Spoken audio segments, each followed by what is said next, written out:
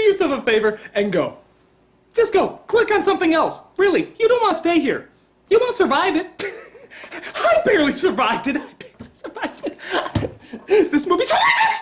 It's horrendous! It's just ungodly, unnatural. If a piece of shit took a piece of shit, and that piece of shit took a piece of shit, and that piece of shit took a piece of shit, and that piece of shit took a piece of shit, and that piece of shit made a movie, and that movie took a piece of shit, this is a piece of shit, you would say!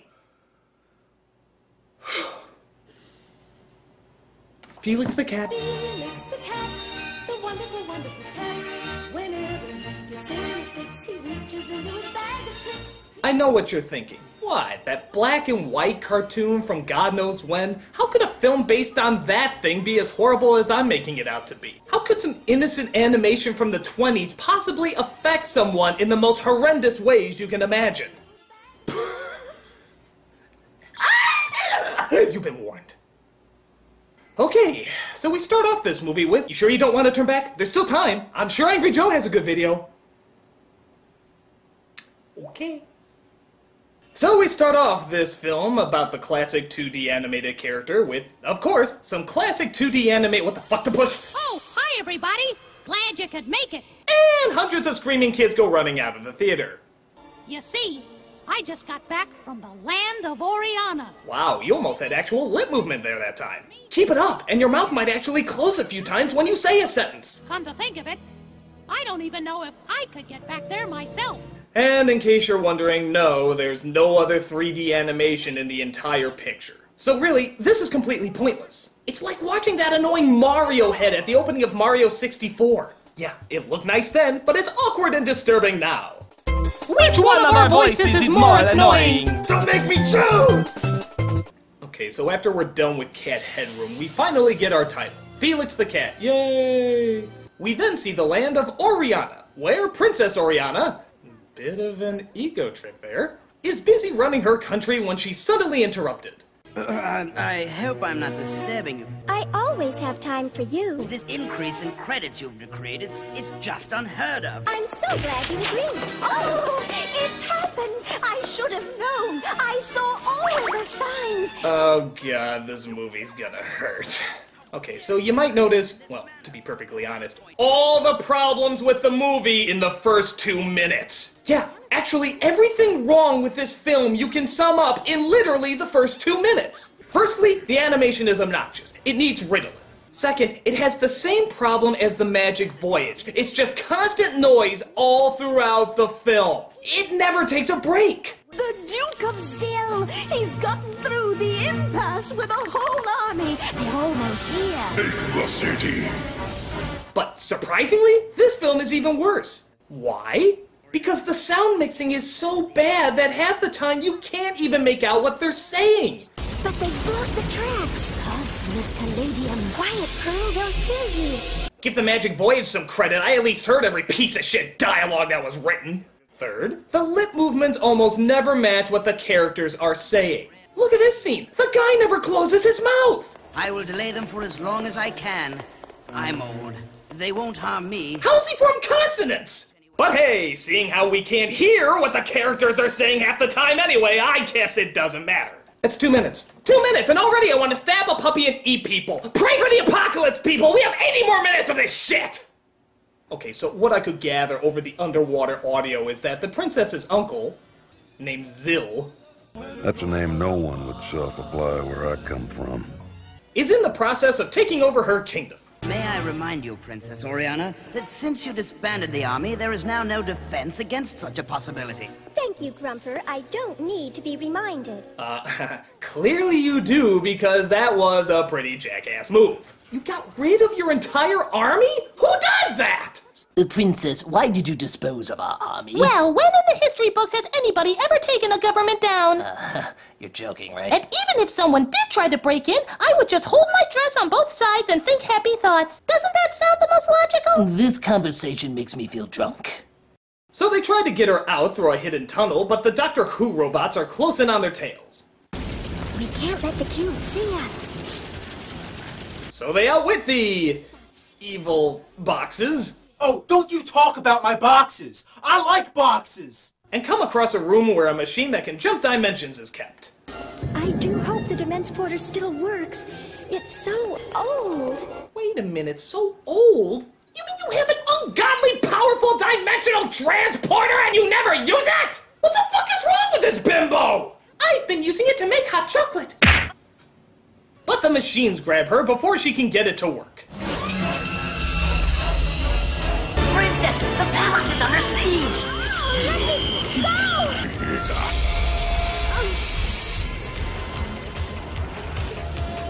What the hell?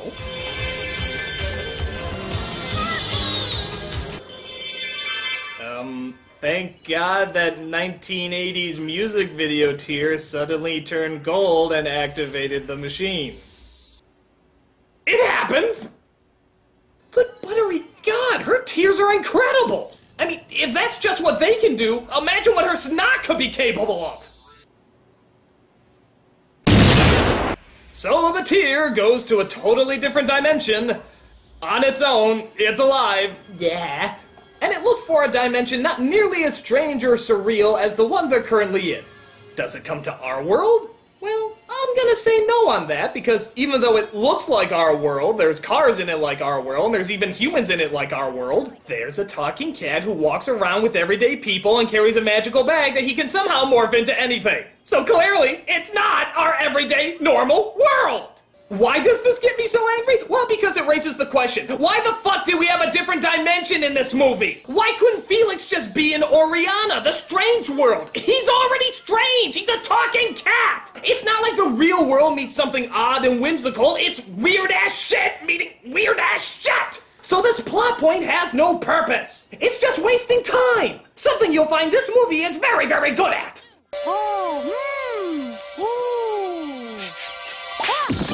So, as you can hear, Felix's dialogue is about as complex as an Itchy and Scratchy cartoon. Oh hell, even they have more respectable dialogue than this crap.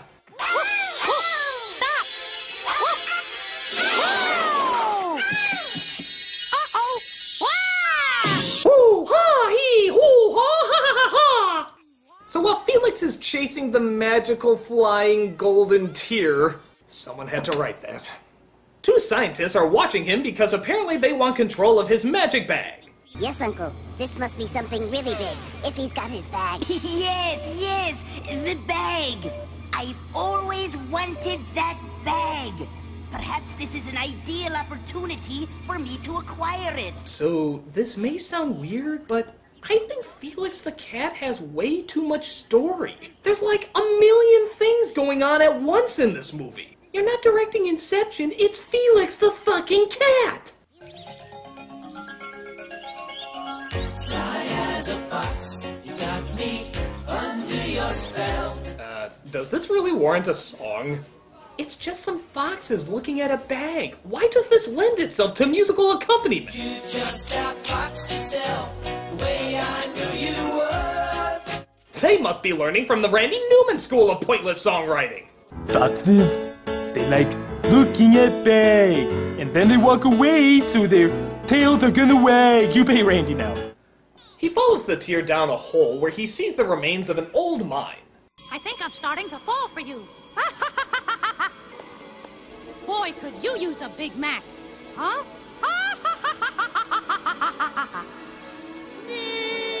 Boy, Felix is kind of sick, isn't he? Does he always laugh at the dead when he comes across them?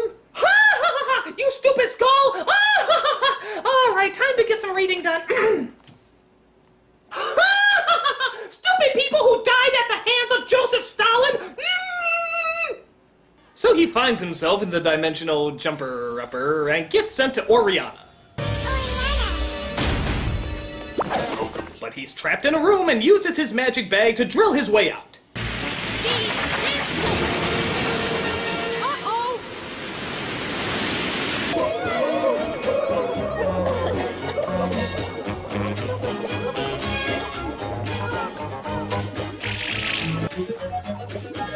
Okay, this is making the yellow submarine look sober. It's just pointless nonsense on top of pointless nonsense! In fact, what was that line used to describe iocane powder in The Princess Bride? It is odorless, tasteless, and is among the more deadly poisons known to man. Yeah! That's the this movie! That's this fucking movie!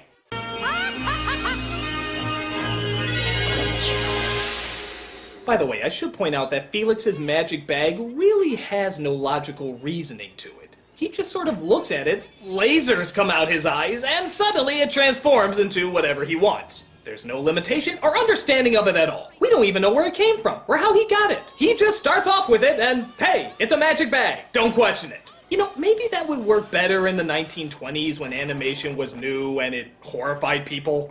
Oh my god, a cat doing things with a bag. Hide your children.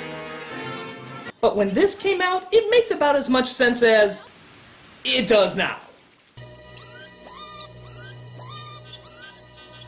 Howdy, stranger.